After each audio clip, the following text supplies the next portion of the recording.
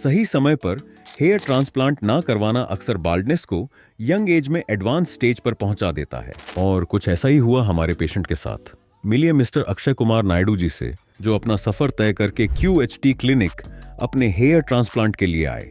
उन्होंने कभी ये नहीं सोचा था कि ये स्पिरिचुअल सिटी उनके लिए एक हेयर ट्रांसफॉर्मेशन हब बन जाएगी। आइए इस वीडियो में देखते हैं उनका सर्जरी एक्सपीरियंस कैसा रहा और साथ ही सुनते हैं उनसे उनकी 6 महीने की PRP एक्सपीरियंस की रियल कहानी उन्हीं की जुबानी। तो बने रहिए एंड तक, क्योंकि ये सिर्फ एक हेयर ट्रांसप्लांट स्टोरी नहीं है, बल्कि एक रिमाइंडर है कि right decision at the right time जिंदगी बदल देता है। मेरा नेम इज़ अक्षय एंड और मेरी एज 25 साल है और मैं QHT क्लिनिक आया हूँ अपना ट्रांसप्लांट करवाने। तो ये 12th के बाद से स्टार्ट हो गया था।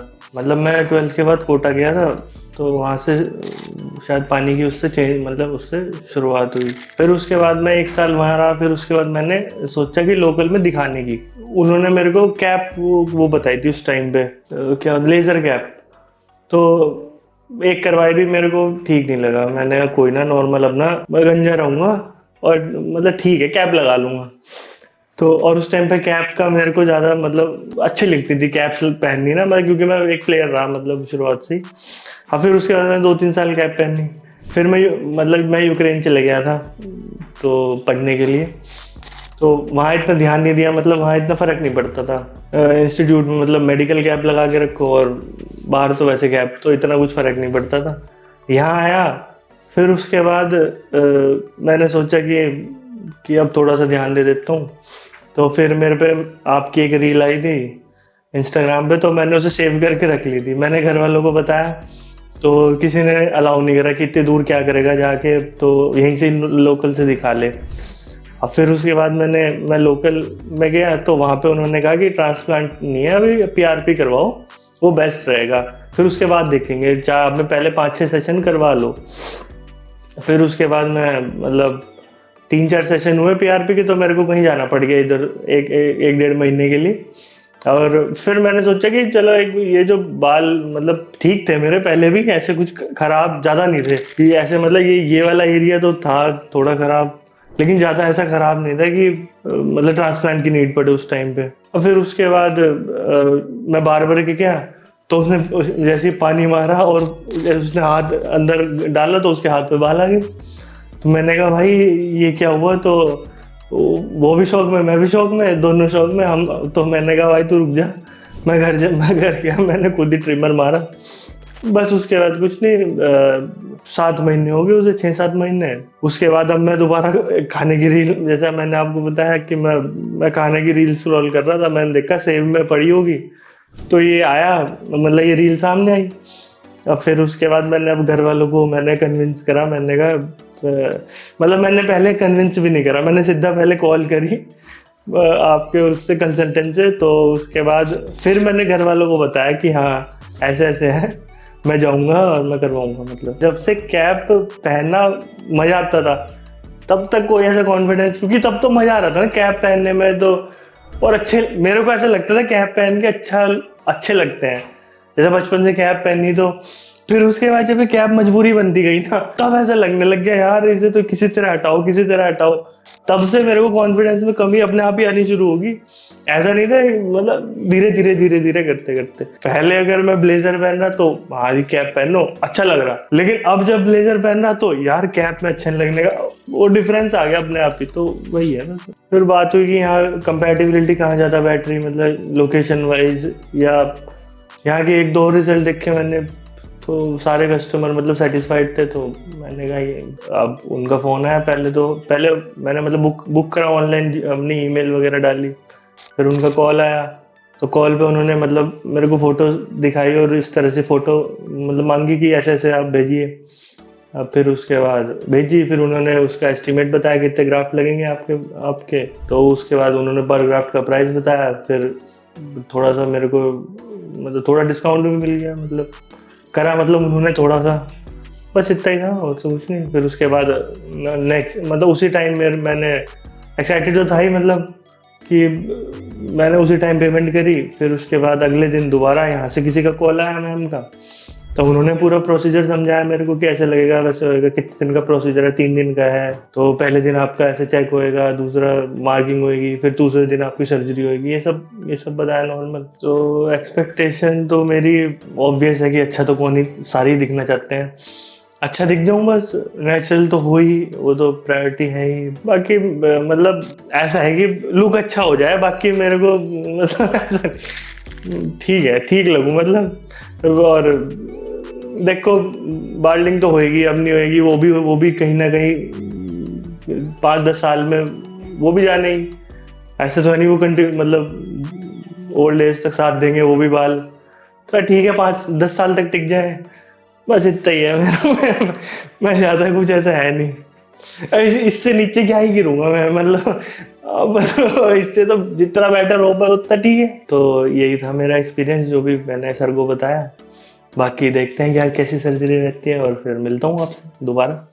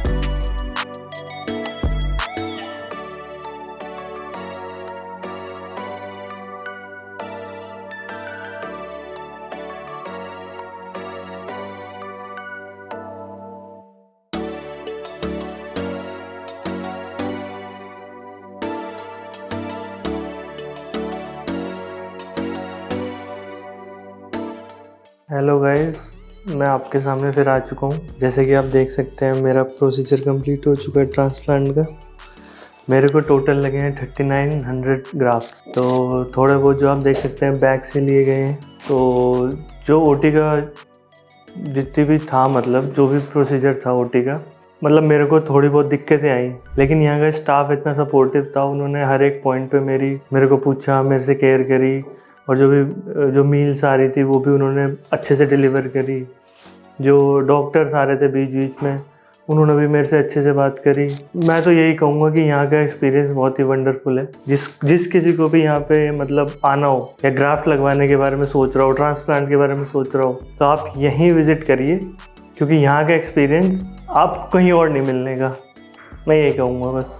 ड्यूरिंग सर्जरी मेरे को जब एनेस्थीसिया लगता है तो थोड़ा पेन होता है। तो उसके बाद वो मतलब जब एनेस्थीसिया का असर भी ख़त्म हुआ, फिर उन्होंने दोबारा एनेस्थीसिया लगाया।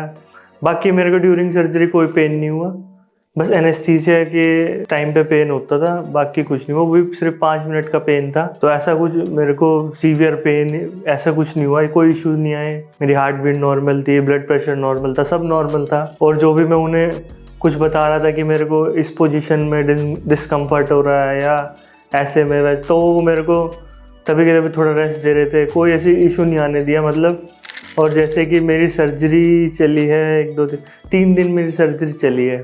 मेरे को कभी ऐसा फील नहीं हुआ कि मेरे को 3 दिन एक्चुअली हो गए हैं। यहाँ पे बहुत ही फैमिली एनवायरनमेंट है, सारे लोग आपसे अच्छे से बात करेंगे। कोई आपको ऐसा बड़ा छोटा कुछ ऐसा पेशेंट वाला फील नहीं करवाने का, एज अ फैमिली मेम्बर की तरह फील करवाते हैं। मेरा जो एक्सपीरियंस था यहाँ पे वो बहुत अच्छा रहा।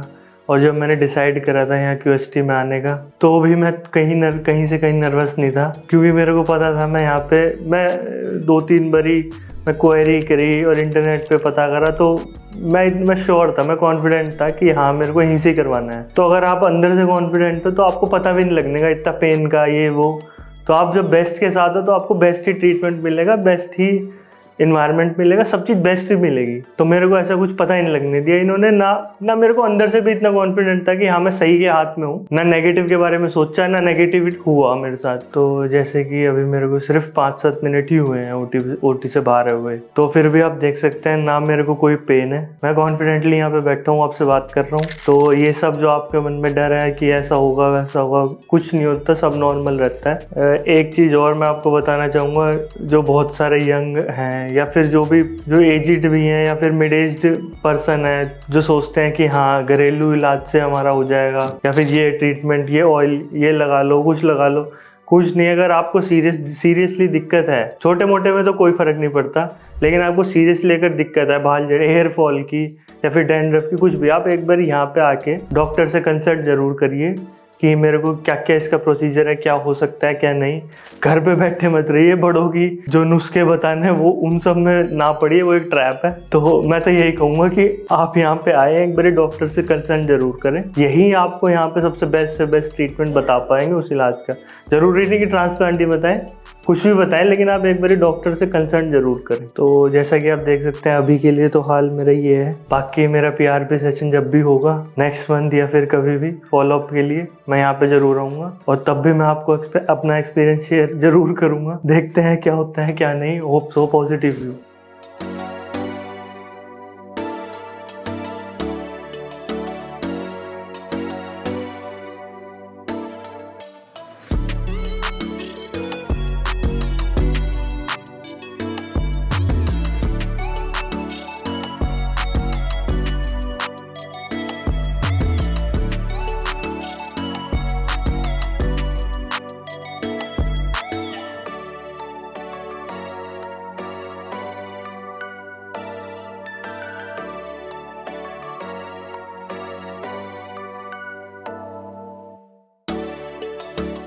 मेरा ट्रांसप्लांट हुआ था 1 महीने पहले एग्जैक्ट, और मैं आज आया हूँ क्वेस्टी हरिद्वार में अपनी फर्स्ट PRP के लिए। तो जैसे कि मैं यहाँ से प्रोसीजर करवा के घर पे गया, तो तभी से यहाँ की जो टीम है उनका मेरे पे व्हाट्सएप पे मैसेज आ गया था कि ऐसे, मतलब जैसे जैसे हमने क्या क्या नहीं करना, क्या क्या करना है। बाकी उनका डेली सुबह फ़ोन आ जाता था, मतलब इनकी टीम का, कि आपको एक फ़ोटो भेजनी है, आप ऐसे रूटीन फॉलो करना है, इस टाइम पे मेडिसिन लेनी है। या अगर रात के टाइम पे शाम को वो पहले से ही 5 बजे के आसपास मैसेज डाल देते थे कि ऐसे ऐसे जो भी उनका होता है मैसेज, कि आपको ये करना है, ये नहीं करना है। और डाइट के रिगार्डिंग अगर वैसे तो उनका खुद ही आ जाता था कि उन्होंने पहले दिन ही बता दिया था कि ऐसे ऐसे ये डाइट फॉलो करनी है, मतलब सिंपल डाइट फॉलो करनी है without any non veg, alcohol और एनी। और बीच बीच में भी उनका डेली जैसे फ़ोन आ गया या डेली मैसेज आ गया, वो डेली फ़ोटो के लिए रिक्वेस्ट करते थे अपने आप ही। और जो भी क्वेरी मेरी हुई तो मैं भी उन्हें डिस्टर्ब कर देता था। वो मतलब उन्होंने ऐसा फील नहीं करवाया कि वो डिस्टर्ब हो रहे हैं या कुछ ऐसा, बड़ा ही नॉर्मल पोलाइटली बिहेवियर सबका, सारे स्टाफ का, जितनों से भी मैंने बात की फ़ोन पे। फर्स्ट डे पे मेरे 3300 ग्राफ्स लगे और सेकंड डे पे 600 ग्राफ। तो टोटल टाइम मेरा फर्स्ट डे पे approx 9 hours and second day पे 6 to 7 आवर्स के अप्रॉक्स 6-7 आवर्स के अप्रॉक्स लगा। तो इस 9 आवर्स और 6 आवर्स के बीच में इन्होंने मतलब बीच में पॉज भी करा। अगर मेरे को कोई अनकंफर्टेबल फील हो रहा था तो इन्होंने मेरे को प्रॉपर पोजीशन में कहा रेस्ट करने को, और बीच बीच में रिफ्रेशमेंट वगैरह भी मेरे को मिले। मेरे को एज सच मेरे को थोड़े बहुत लग रहा था कि हाइजीन कैसा होगा ये, तो वो भी इन्होंने पूरा ध्यान रखा। कोई भी मेरे को हल्का सा भी फीलिंग नहीं आने दी कि, और मतलब कि किसी भी तरह का अनकंफर्ट फील नहीं हुआ। और एज सच पता भी नहीं लगा टाइम का, क्योंकि ये इंटरेक्टिंग है जो यहाँ का स्टाफ है, जो बीच बीच में बात करते रहते हैं कि आप कहाँ से हैं, क्या कर रहे हैं, तो कुछ पता नहीं लगने देते कि आप ऐसा ना हो कि बोर फील करें या पेन हल्का सा फील होता है जब आपको एनेस्थीसिया लगता है। मेरे को तो इनफैक्ट बीच में भी हल्का सा पेन फील होने लग गया था जब इतने 4 to 5 आवर के अप्रॉक्स मेरे को दोबारा पेन फील हुआ, तो उन्होंने दोबारा मेरे को एनेस्थीसिया दिया। तो एज सच मेरे को कोई ऐसी कोई बड़ी दिक्कत नहीं आई कि मैं बीच में छोड़ दूं या फिर विड्रॉ कर जाऊं इससे, लेकिन सब स्मूथ था, कोई दिक्कत नहीं आई। तो मेरा 3900 ग्राफ्ट लगे हैं मेरे, और सारे फ्रंटल एरिया पे ही लगे हैं जैसे कि आप देख सकते हैं, और क्राउन एरिया भी टच नहीं किया है क्योंकि मेरा डोनर एरिया काफ़ी वीक था, तो जितना पॉसिबल हो सकता था इन्होंने कोशिश करी। अब बाकी देखते हैं। इन्होंने, मेरे को तो विश्वास है पूरा कि ऐसा भी नहीं है मैं थोड़ा सा भी मतलब अंडर कॉन्फिडेंट हूँ, इसलिए मैंने इनसे पहली डेट ले ली है कि मेरा सेकंड क्राउन की कब होना है ट्रांसप्लांट, क्योंकि मुझे यहाँ का एटमॉस्फेयर, यहाँ की सर्विस, हर चीज़ में मतलब A1 ही कहूँगा मैं, 5 to 5 रेटिंग दूंगा मैं। तो आज मेरी जैसे फर्स्ट PRP है, तो मैं यहाँ पे इनकी क्लिनिक विजिट कराया आज। तो मेरे को एक्सपेक्टेशन थी, जैसे नॉर्मल PRP मेरे को लगता था कि 1 to 2 आवर्स में चलती है, जैसे मेरी पहले भी हुई है, लेकिन इसलिए मैं थोड़ा टाइम ही उसी हिसाब से निकाल के आया था। लेकिन यहाँ पे मुझे ना PRP का पता, मतलब हल्का सा भी वो पिंचिंग वाला भी पेन नहीं लगा। अप्रॉक्स 20 to 25 मिनट्स में मेरी PRP टोटल पूरी डन होगी। तो after completion of my PRP कुछ ऐसा मेरे को नमनेस नहीं फील हुई, ना पेन फील हुआ, नॉर्मल है जैसा मैं पहले था ऐसे ही अब हूँ। मेरे को ऐसा, ये अगर 20 मिनट या 25 मिनट निकालने भी तो मेरे को तब भी सेम फीलिंग है। मतलब उन्होंने बस 2 घंटे के लिए कैप मेरे को कहा है कि वेयर करके रखो, बाकी और कुछ नहीं। बाकी अब थोड़ा अगर जल्दी फ्री हो गए हैं तो सोच रहे हैं थोड़ा सा हरिद्वार भी घूम लें। तो हमारे जो लगभग 20 to 30 ml हमारे उससे ब्लड लेते हैं, ठीक है, वेन से। तो उसके फिर उसमें जो प्लाज्मा होता है वो उसे निकाल के एक्सट्रैक्ट करके तो वो हमारे इंजेक्ट करा जाता है, सीरीज में भर के हमारे इंजेक्ट करा जाता है। बस इतना सिंपल सा प्रोसीजर है, पता भी नहीं लगने का आपको। मैं सही बताऊँ, आप अगर करवाओगे आपको महसूस ही नहीं होने का कि आपके कुछ हुआ भी है, आप नॉर्मल, लेकिन रिजल्ट इसका 100% है। तो जैसे कि आप देख सकते हैं ये मेरा फर्स्ट मंथ का रिजल्ट है, और जो भी जैसे भी मेरा, अगर मैं अगली बार यहाँ आऊँगा फॉलोअप के लिए तब भी मैं आपके साथ जरूर शेयर करूँगा जो बीच में मेरे साथ हुआ, और या फिर कैसे कैसे। अभी तो मेरा शेडिंग फेज चल रहा है जैसे, तो देखते हैं जब ग्रोथ आनी शुरू होगी। मैं तो एक्साइटेड हूँ काफ़ी, और जो भी मेरे साथ प्रोसेस होगा, जो भी जर्नी में हम साथ चलेंगे, आपके साथ जरूर शेयर करेंगे जो भी होगा। तो तब तक जुड़े रहिए मेरे साथ, and thank you to the QST team from Haridwar.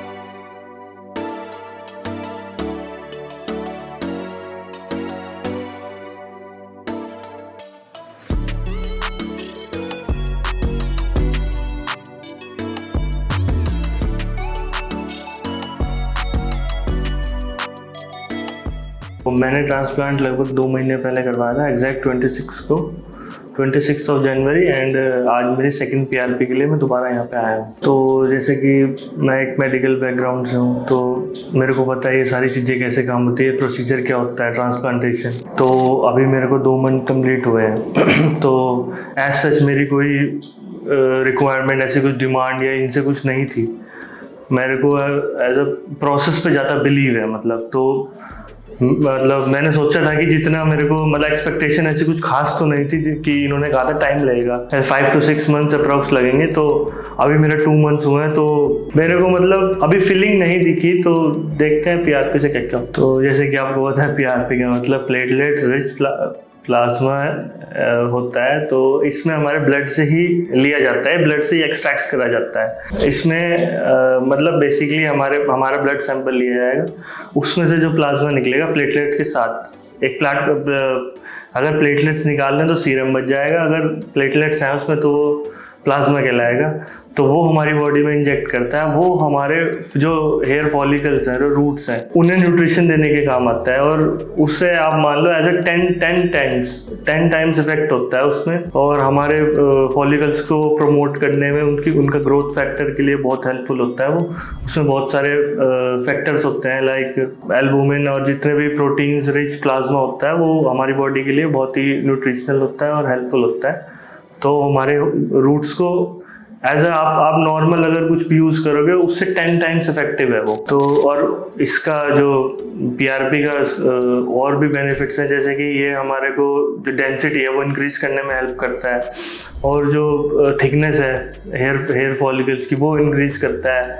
तो एज अ हैवियर फील आता है अगर पीआरपी हम करवाते हैं। तो एट अ टाइम तो कुछ नहीं होता कि लगभग हमें मिनिमम 3 और 4 सेशन तो चाहिए ही इसके, तब जाके इफेक्ट आता है। अगर आप सोचें कि पहली पीआरपी से हमें रिजल्ट मिल जाए तो ये तो इम्पॉसिबल है। कुछ केसेस में पॉसिबल भी है, लेकिन आप कम से कम 3 या 4 पीआरपी तो करवाएं, और तब आप अपने आप में रिजल्ट देंगे तो आपको इफेक्टिवनेस जरूर दिखेगी। जैसे कि पीआरपी एक प्रोसेस है, तो उसमें अगर देखा जाए कि लोग बहुत सोचते हैं कि सिर्फ पीआरपी करवाएं या ना करवाएं या मेडिकेशंस ले लें।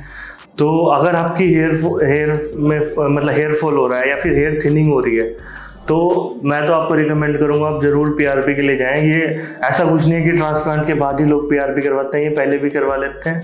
थोड़ी बहुत मेडिकेशंस के साथ आप पीआरपी करवाएं।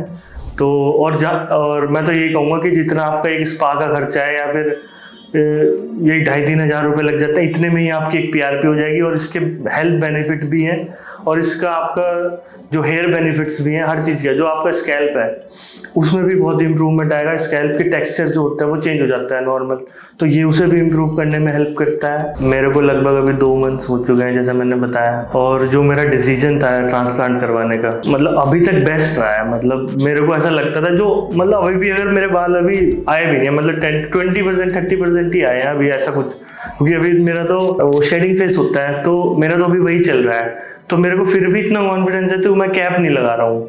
जैसे मैं पहले कैप लगाता हूँ, घूमता हुआ दिखता था, तो अब मैं कैप अवॉइड ही करता हूँ, मोस्टली अवॉइड करता हूँ। और बाकी हमारे जो हेड वॉश का है वो शुरुआत के 5 दिन तो हमें नहीं करना होता, हमें वाटर ही भी अवॉइड करना पड़ता है।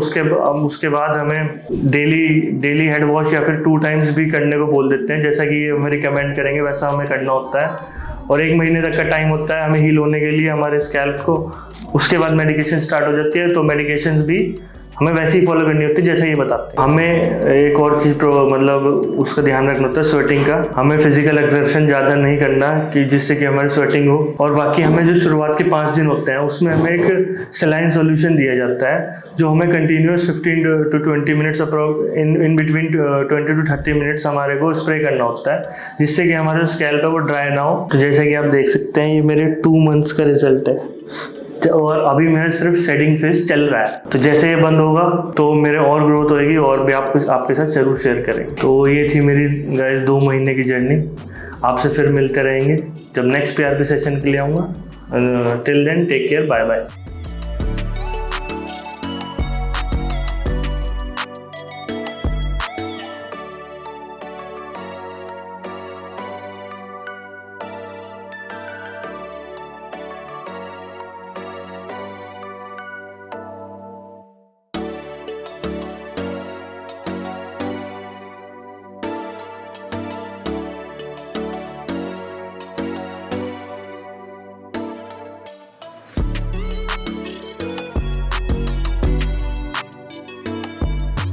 एंड मैंने अपना ट्रांसप्लांट 26 जैन में करवाया था, और आज मेरा 3rd मंथ कंप्लीट हो गया। तो मैं यहाँ 3rd पीआरपी के लिए क्वेस्टी क्लिनिक हरिद्वार आया हूँ। तो मैं यहाँ पे आ गया था 25 को। तो मेरी पहले नॉर्मल टेस्ट हुआ, यहाँ पे प्रिक टेस्ट हुआ, स्किन टेस्ट, इसमें एनेस्थीसिया का टेस्ट करा। उसके बाद मेरे नॉर्मल टेस्ट हुए। पहले मेरा फोटोशूट हुआ जिसमें मेरी डेंसिटी देखी गई।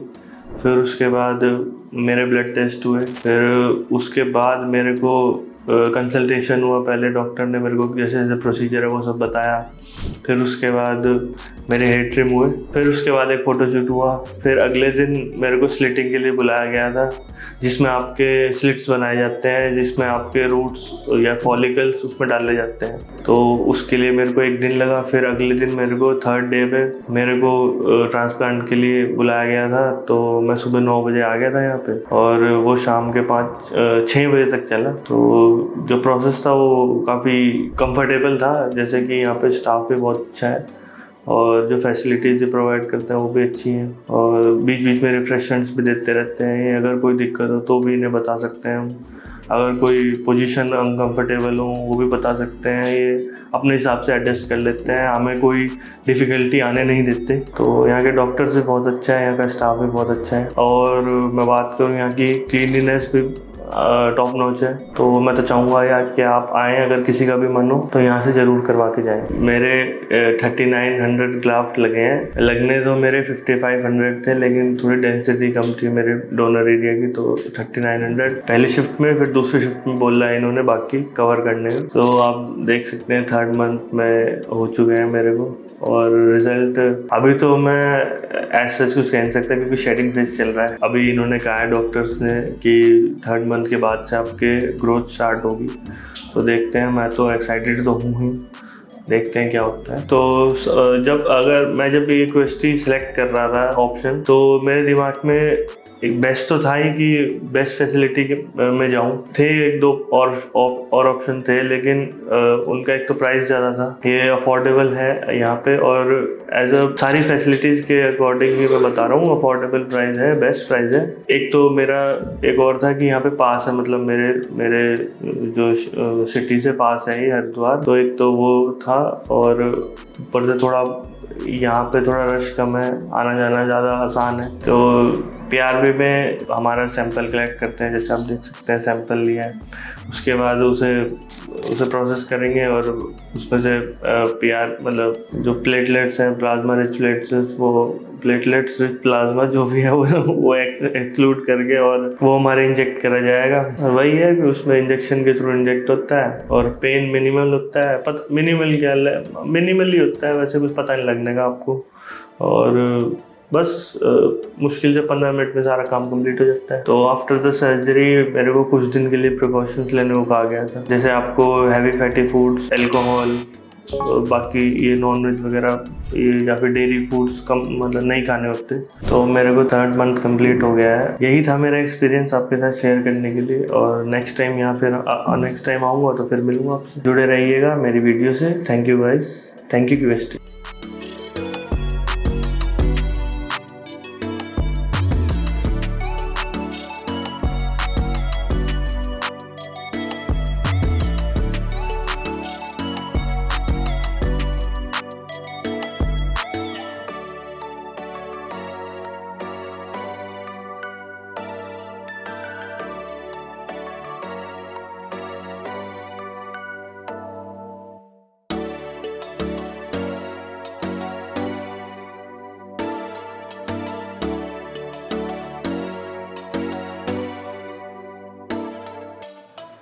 तो आज मैं आया हूँ, और मेरे हो चुके हैं कंप्लीट 4.5 मंथ। और बात करें अगर मेरी सर्जरी के प्रोसीजर की, तो मेरे टोटल ग्राफ्ट लगे 3900, और दिन लगे हैं उसमें टोटल 4। फर्स्ट डे जैसे कि इनका होता है, काउंसलिंग होती है, तो काउंसलिंग में डॉक्टर बताते हैं कि क्या क्या रिक्वायरमेंट, क्या क्या टेस्ट होंगे। कुछ जैसे कि पहले दिन छोटे मोटे टेस्ट, उसके बाद फिर मेरी काउंसलिंग हुई, फिर काउंसलिंग के बाद मेरी हेयर लाइन डिसाइड हुई, उसके लिए एक डॉक्टर के पास लेके जाते हैं, और उसके बाद हमें शेड्यूल हमारा अपॉइंट किया जाता है कि नेक्स्ट डे का। मेरे को टोटल जैसे उसके बाद 3 दिन लगे, तो उसके नेक्स्ट डे मेरी स्लेटिंग हुई, तो पूरा दिन जैसे 9-10 घंटे मेरे उसमें गए। बीच में मेरे को रिफ्रेशमेंट वगैरह मिल रही थी, डॉक्टर आ रहे थे, पूछ रहे थे कोई पेन है नहीं है। तो बीच में पेन हुआ भी तो उन्होंने एनेस्थीसिया से कवर कर दिया था, वो कोई बड़ा इशू नहीं है। और तो स्लिटिंग के नेक्स्ट डे फिर मेरा अपॉइंटमेंट जो शेड्यूल हुआ, उसके बाद मेरे लगे 3300 ग्राफ्ट पहले दिन लगे, 3rd डे पे, और फिर उसके बाद मेरे 4th डे पे मेरे 600 ग्राफ्ट लगे, टोटल 3900 ग्राफ्ट लगे। जो 3rd डे था उसमें मेरे को काफ़ी ज़्यादा टाइम लगा, तो उसमें बीच में रिफ्रेशमेंट आ रहे थे जैसे मैंने आपको बताया, और पेन जो भी हो रहा था, मतलब ऐसा तो कोई खास पेन नहीं हुआ, लेकिन बीच में जैसे एनेस्थीसिया का असर खत्म होता है तो थोड़ा सा पेन होता है। तो उसमें भी फिर हम अगर डॉक्टर को बताएं या फिर जो स्टाफ है उन्हें बताएं, तो वो उसे कवर कर देते हैं, मतलब थोड़ा एनेस्थीसिया का डोज दे देते हैं, तो उससे कोई बड़ा इशू नहीं है। लेकिन हाँ, ऐसा कोई अगर कोई अनकंफर्टेबल पोजीशन थी तो मैं बता रहा था, तो उसमें भी लोग ये सपोर्ट कर रहे थे, कोई ऐसा इशू नहीं आया। स्टाफ बहुत अच्छा था, और जहाँ तक बात रही यहाँ की जो क्लीनलीनेस की बात रहे, वो भी अप टू डेट। बिहेवियर कैसा था स्टाफ का, वो भी बहुत अच्छा था, यहाँ का बेस्ट बिहेवियर कहूँगा। तो मेरा शेडिंग फेज जो स्टार्ट हुआ था वो होता है अप्रॉक्स 1.5 मंथ के बाद। 1 मंथ के बाद मेरा तो हल्की हल्की शेडिंग हुई, फिर उसके बाद 1.5 मंथ पे मेरा शेडिंग भी स्टार्ट हो गया था। तो वो चला लगभग 3 साढ़े 3 महीना। और बात करें मेरे डोनर एरिया की, शुरुआत के 1 हफ्ते इन्होंने प्रिकॉशन लेने को कहा था, सीधा लेटना, करवट में कोई और पोजीशन ना करना, नॉर्मल सुपाइन पोजीशन में। 1 हफ्ते बाद थोड़ा पेन थोड़ा था, उसके बाद 15 दिन तक रहा वो, हल्का हल्का वो भी, और 20 दिन के बाद तो मेरे को पेन भी नहीं रहा। और अगर आपने ट्रांसप्लांट का एक बार भी थॉट आया है आपके दिमाग में, तो कहीं ना कहीं आप प्रेशर में, या पीयर प्रेशर कह लो, या फिर किसी भी तरह का कोई भी मतलब पर्सनैलिटी में आपका कुछ तो कमी आपको नज़र आ रही है, तभी आपने ट्रांसप्लांट का सोचा। तो अगर आपने सोच ही लिया है और तब भी आप अगर पेन से थोड़ा डर रहे हैं, या फिर आपको सर्जरी के जो आपको कॉन्स हैं वो आपको फियर कर रहे हैं, तो ये सब मत सोचिए। इसके प्रोज ज़्यादा हैं, कॉन्स कम है। कॉन्स आपको शुरुआत के 1 हफ्ता अगर आपको मैक्सिमम भी लेना है, उसके बाद आपको सिर्फ आपको जो ये कहेंगे वो फॉलो करना है। वो भी सिंपल स्टेप है, सुबह शाम मेडिसिन लेनी है, अपना जो भी ये मिनॉक्सिडिल वगैरह देंगे वो लगाना है। बाकी ऐसा कोई बड़ा ये इनका प्रिकॉशन नहीं है। और आपको 10 दिन तक आपको नॉनवेज नहीं खाना, तो ये भी बहुत सिंपल है। तो हैवी फैट फूड अवॉइड करने हैं आपको शुरुआत के दिनों में। बाकी ऐसा कुछ नहीं। आप सोच रहे हो पेन होता होगा, पेन नहीं होता। कुछ ऐसे आफ्टर सर्जरी के कुछ ट्रॉमा है, कुछ होगा, कुछ नहीं होता, नॉर्मल है, मैं भी नॉर्मल हूँ। और रिजल्ट आपको बताइए कि मिलते ही हैं। और अगर आप ट्रांसप्लांट के लिए जा रहे हो तो पीआरपी एक मस्ट है। जैसे कि मेरे 4 मंथ कंप्लीट हो गए हैं, 4 से ज़्यादा ही हो गए। तो मेरा तो एक्सपीरियंस यहाँ का वंडरफुल ही कहूँगा मैं, बियॉन्ड एक्सपेक्टेशन ही कहूँगा। क्योंकि मेरे को ऐसे जैसे नॉर्मल हम जाते हैं तो हमें ऐसी उम्मीद नहीं होती कि वो फॉलोअप के लिए इतना कॉल करें, मैसेज करें, पूछें कि आप मेडिसिन ले रहे हो नहीं ले रहे हो। तो मेरा तो एक्सपीरियंस ओवरऑल एक्सीलेंट ही कहूँगा मैं, अबव एवरेज भी नहीं। मैं तो ये कहूँगा कि अगर आपको करवाना ही है तो आपने सोच ही लिया, कि अगर सोचा भी नहीं, सिर्फ थॉट ही आया, तो थॉट में भी आ जाओ। मैं तो कह रहा हाँ, यहाँ आओ, क्यूएसटी क्लिनिक करवाओ, कोई दिक्कत नहीं है। काउंसलिंग तो लो ही कम से कम, बाकी आपको डिसाइड होगा तो लेना, नहीं होगा तो वो आपकी मर्जी, लेकिन आओ तो कम से कम एटलीस्ट यही। बाकी सारे क्या करेंगे मुझे नहीं पता, लेकिन जैसे मैंने उनकी वीडियोस में देखा तो मुझे इतना प्रोफेशनलिज्म मेरे लिए सूट नहीं आता। जैसे अगर फ्रेंडली बिहेवियर ना हो तो मैं तो नहीं जाऊँगा वहाँ पे। अगर डॉक्टर ढंग से बात ना करे, हंस बोल के बात ना करे, तो क्यों ही जाना वहाँ पे। तो यहाँ का काफ़ी फ्रेंडली बिहेवियर है, स्टाफ का भी, डॉक्टर्स का भी, तो इसलिए मैं यहाँ पे रिकमेंड करूँ। तो अगर आप मेरी और वीडियोस देखना चाहते हैं और मेरे रिजल्ट को फॉलो करना चाहते हैं, फॉलोअप करना चाहते हैं, तो लिंक डिस्क्रिप्शन में है। और आप क्यूएसटी को भी फॉलो कर सकते हैं अगर आपको और भी ट्रांसफॉर्मेशन रिजल्ट देखने हैं। और मिलते हैं नेक्स्ट वीडियो में।